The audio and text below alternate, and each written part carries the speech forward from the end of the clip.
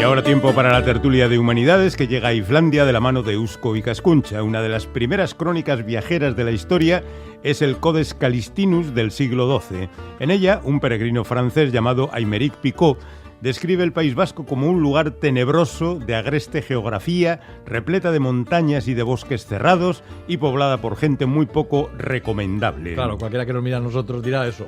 Qué gente más poco recomendable.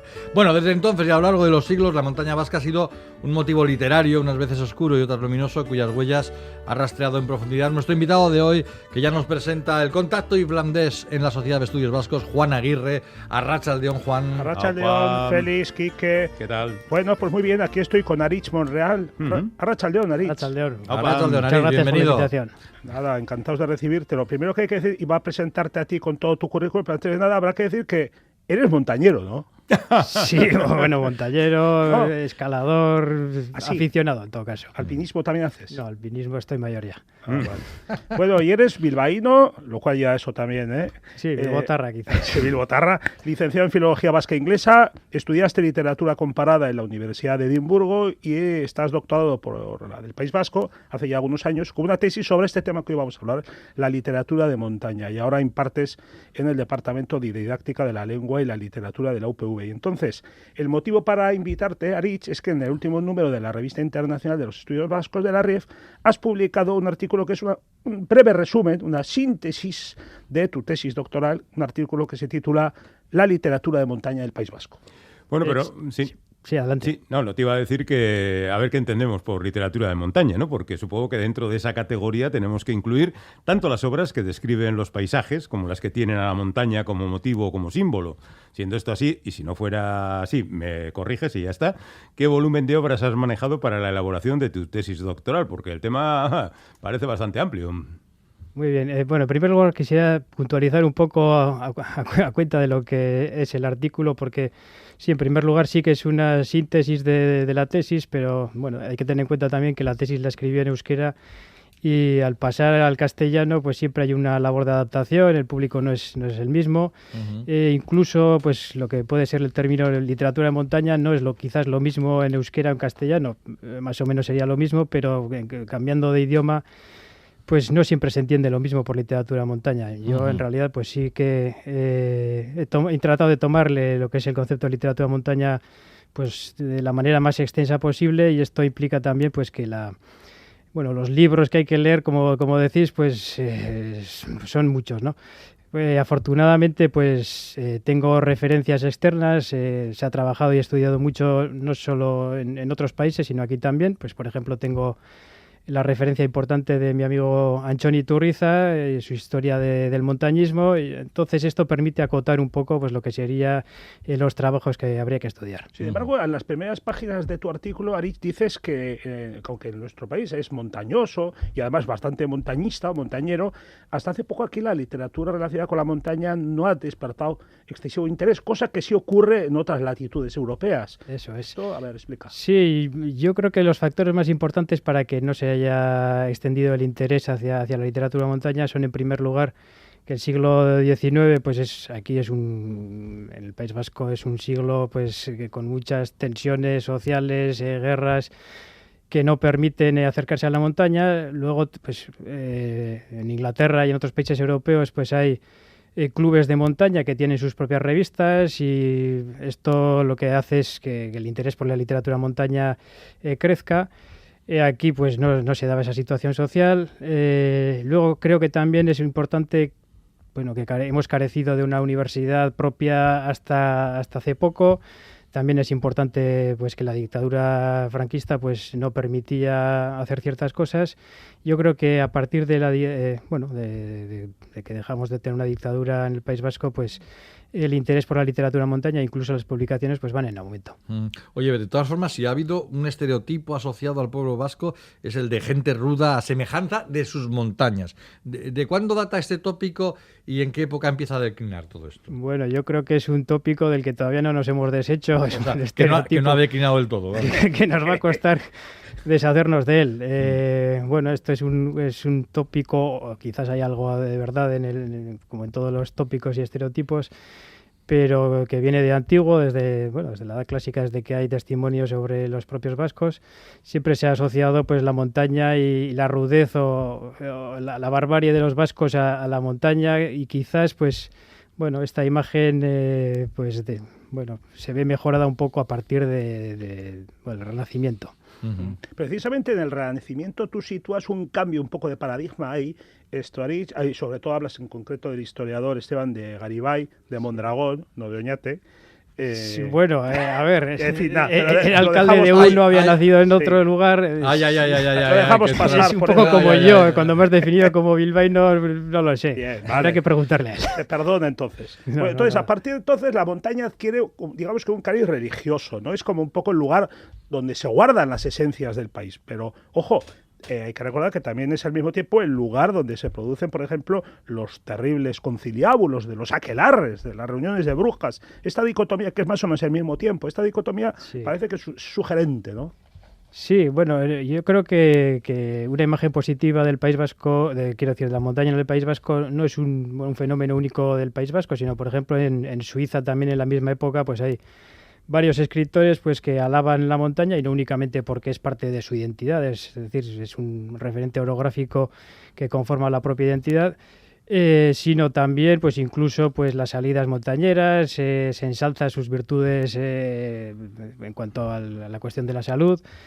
Entonces es una cuestión que mejora aquí en el País Vasco, pero que no es un fenómeno que se circunscribe únicamente al País Vasco.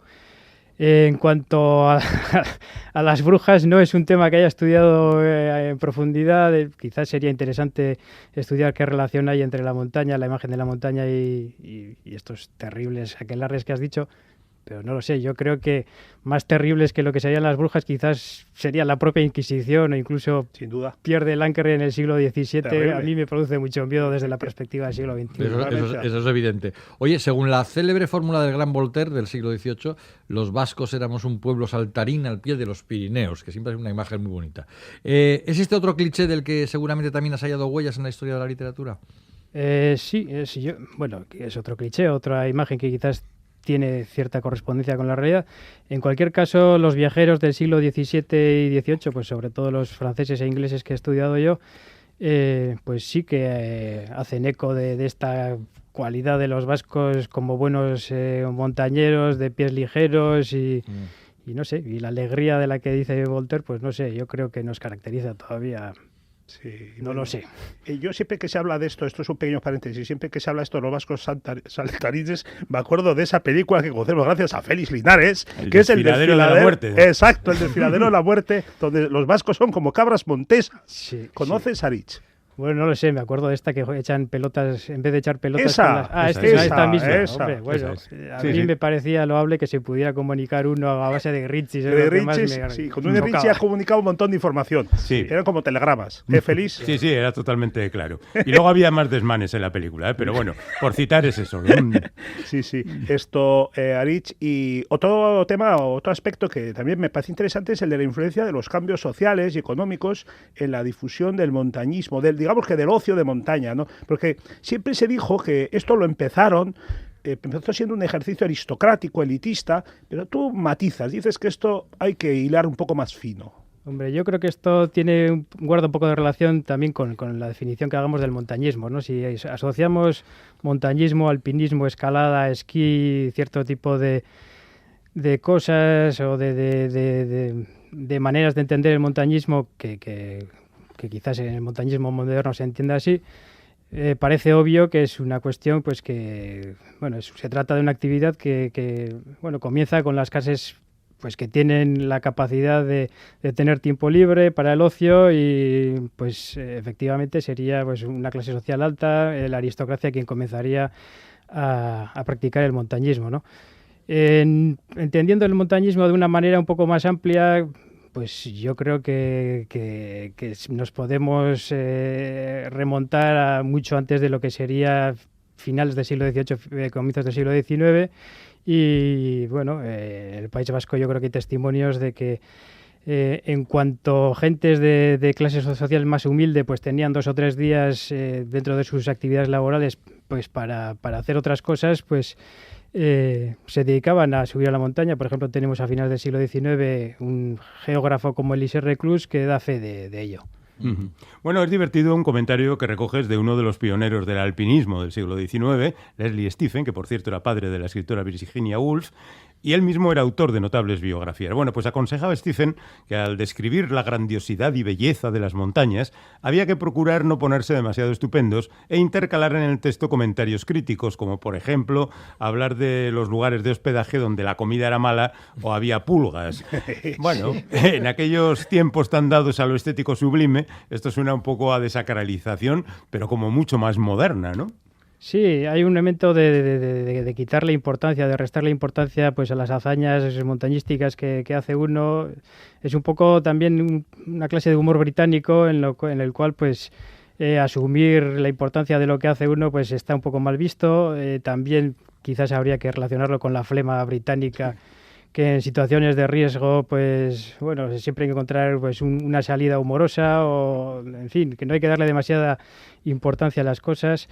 Pero bueno, paradójicamente quizás también tiene algo que ver con el modelo de masculinidad del siglo XIX, en el cual, pues por ejemplo, la cuestión del alcohol pues se toma como algo pues bueno que prueba la hombría de uno mismo, y esto se puede asociar también a la montaña, ¿no?